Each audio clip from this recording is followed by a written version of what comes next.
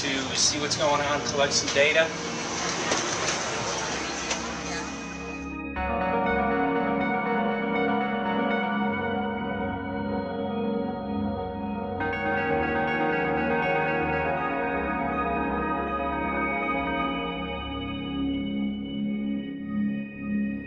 Thank you for having fun with us. Hope you enjoyed the trip. Have a great vacation and welcome home if you're lucky enough to live here. Thank you.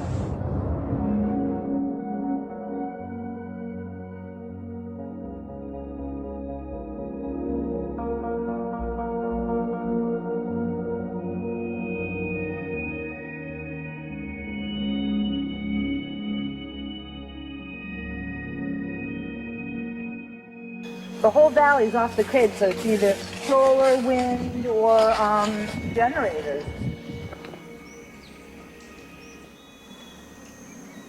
Look at this, man. Yeah, the mind can't even conceive of a dream of this. Right. Yeah, right. Even coming here, and one would never think, you know, in paradise that it's getting destroyed. And they're doing it island style. They do it off the island, right? They do it off the island, so they don't, you know, you don't see the chemtrail airplane. The theory is that they're Drop spraying in the ocean, offshore, and it's coming in on the... and it's coming in. Now these are coming from the west. They're also spraying on both sides today. A lot of this stuff is actually chemtrails coming this direction. There's material that's blocking. We should be able to see to the horizon, you know, where the Earth curves, because we're high enough and we have the ocean, right? So we should be able to see. We should be able to see the Big Island. It's only 30 miles away. And you can see it's not a blue sky behind it. That's the key. It's all, you know, has that kind of weird looking blue, like silver blue I call it. And this is a nice day. You know, there's no more blue sky. The night we're gonna look at the stars at night, and it's like, you'll see, you can count them. There's so few stars at night now. There should be hundreds of thousands of stars, and I can count the stars. There's like one here and one here and one planet here. It's like, you might see, some nights you'll see 100, some nights you'll see 10. This is what concerns me, this kind of stuff right here. It's just soft. Okay. This just comes right off, this bark. That's not natural. For I've seen hundreds of thousands of coconuts and I've never seen it falling apart like that. Look at this, you guys. I've never seen anything like this. I used to trim trees all the time on the Big Island. I've never seen anything like that. That's why I'm concerned. Not an easy task that you have here on the island. I could see the skepticism because it is so far beyond anybody's reality. It's amazing. It's just amazing to try to look through somebody else's eyes. Like my eyes, I can see this so it's like night and day, and other people it's just the illusion is just so deep. What do you think would happen if everybody awakened to what was going on and what the plans were of geoengineers? I think they'd have a revolution in Hawaii if people really understood what was going on. What's your concern for? I know that you love the land here. What's your concern about the chemtrails? Well, that we won't be able to live here and grow our own food, and that our health is going to be compromised. You think it already has been? Yes. And the thing is that they're doing it every day here, every day. So it's hammering, micro doses every day. And then, of course, it's getting in the environment, and of course, it's weakening the plants. And it takes a couple years for this to actually weaken the plant. So we are asking for GMO taro. We're asking for GMO papaya because we can't grow our natural seeds. We can't be sustainable. We can't truly, you know, be here as God created us to be. So my friend convinced me to do a hair analysis on my daughter. So we went ahead and cut close to her scalp and got some really recently grown hair and sent it in. I was just sure that my daughter's hair was going to be so clean with the lifestyle that we live. And lo and behold, it came back and her levels were really high in aluminum. This is the chart here. This is the reference range, and this is where my daughter is, 23.1. Aluminum, The skies are covered with a white mist, and I look up at night anymore and I don't see the deep, dense stars that I used to, and I can't help but think this obviously has something to do with my daughter's health. I don't know where else these heavy metals are coming from. Yeah, I mean, look how old she is. Yeah. She's been isolated here. Here, and she's... Here. Anybody looking at the situation would be like, this is paradise. This child should be like superhuman. Organic foam. And here you are getting all this heavy metal stuff. And She has highest level aluminum on the chart. Never had a vaccine either. Folks, these people are playing God. They are playing God. They're manipulating the weather, and they're spraying stuff into the sky. They are trying to geo-engineer everything, including your plants and trees and your ocean. Well, tonight, we're just hoping that instead of not looking at it, you start looking into it, because I really believe from the bottom of my heart that we are in a real crisis. I really do. They are proposing dumping 10 to 20 million tons of aluminum into the upper atmosphere. What does aluminum do? It changes the pH of soils, which is toxic to plant life. Also, it's very toxic to human health. Are they doing it? Well, let me tell you about my experience and what we found. We have much evidence that not only suggests, but I believe prove that they are happening.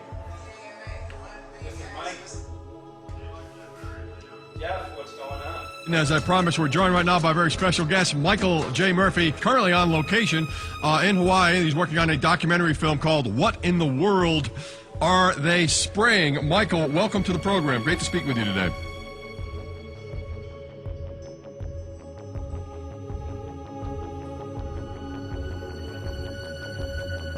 I had a friend who recently, he's always looking at things from a different perspective. He's a bit of a conspiracy theorist, you know, and he says that whenever the president comes to LA, there's no spraying that week. Could you have a better place for an interview? I mean, look. Well, this is being done over our farms and over our things. So basically, they want to eliminate our ability to eat organic food, have clean water. So in some ways, it sounds to me like, and you know, again, it's just a projection, but it sounds to me like this is control. How do we control the masses? Yeah. How can aluminum be good for you in any? And what was the second chemical you mentioned? It's barium. Barium aluminum. Obviously, those are toxic to everything. To human health. To human health, to farms, to animals, to everything. 61,000 parts per billion. And there should be a government alert at 1,000? At 1,000, people are drinking this. People that climb the mountain, they're drinking that snow. It's poison. Oh my God, that's so disgusting. So that's 60,000 times above regulation. Exactly. 60,000 times above regulation. And I've talked to friends, and they're like, well, that's just ice. That's just condensation. And I'm like, you can talk to a second grader. Ice doesn't float in the sky and spread out that way, you know? You're not an expert, but you're a concerned citizen who said, wait a second. Who's actually doing the research. Yeah, you're doing the research, and that's what we need to do as Americans and say, you know what, I want to know what's going on. I want to know what the FDA is doing to my food. I want to know what the government's doing with my air, my water, and the soil.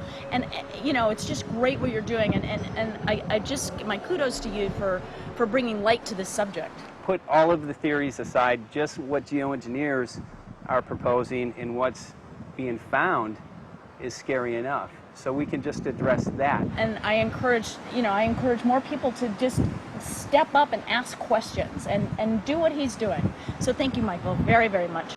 Aerosol spraying aluminum affects everywhere, and we have a beautiful tropical climate which I believe might be in jeopardy. So we wanted to not only come and bring the message of what people were finding around the world, but encourage people to test for the aluminum, strontium, barium.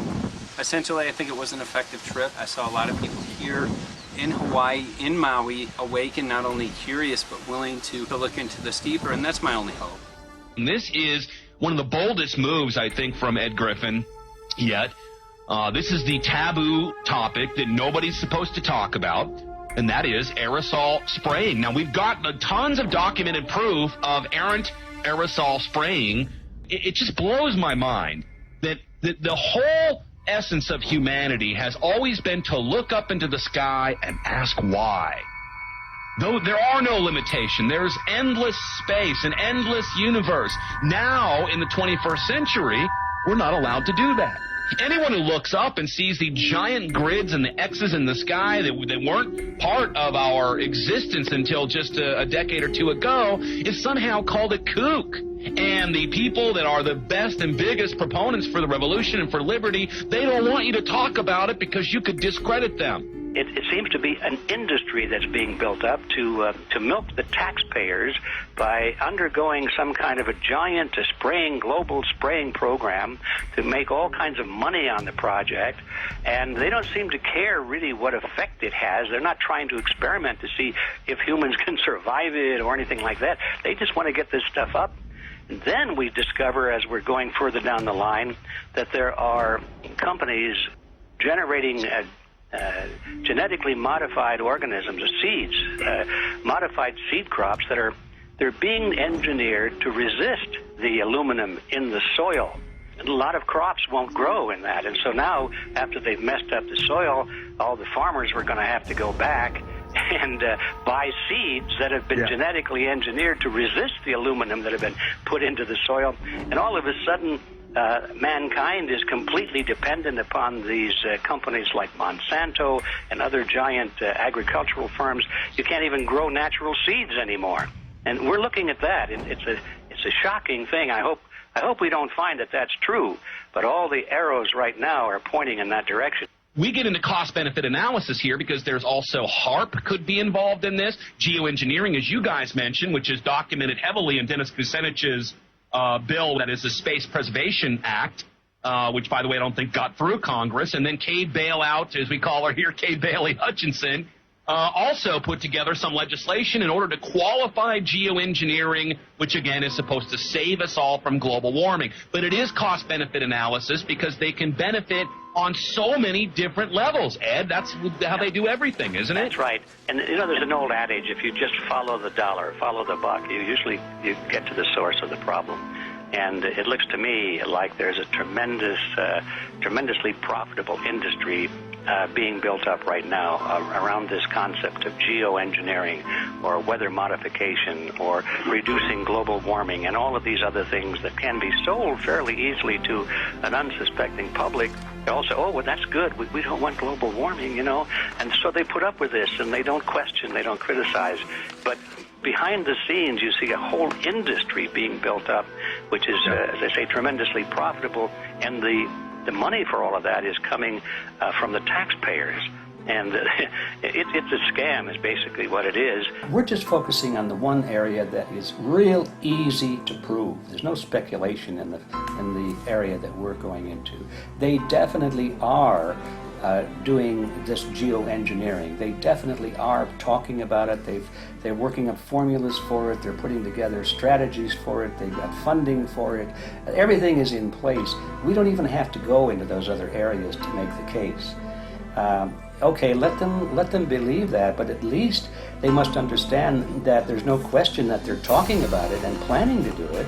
And so shouldn't they be equally alarmed about what they're going to do if it can be shown that barium and aluminum and some of these other toxic metals are very destructive to the planet and destructive to human health? Isn't that enough? You know, how many issues do we need to crank into this? And so, you know, if you're going to kill the planet and kill the population, do we need any other reason to be alarmed? What in the world are they spraying? Thank God people are asking this question. That's all we want. We just want to be able to ask these questions. Our good friend G. Edward Griffin, all these years, Mike Murphy and Paul Wittenberg are doing this great effort with your help. This is a community effort to get people real information. What in the world are they spraying? Any final quick comments before we're out of time? And my only final thought is that we asked the question, what in the world are they spraying? And we now know what it is. And folks, you're not going to like it.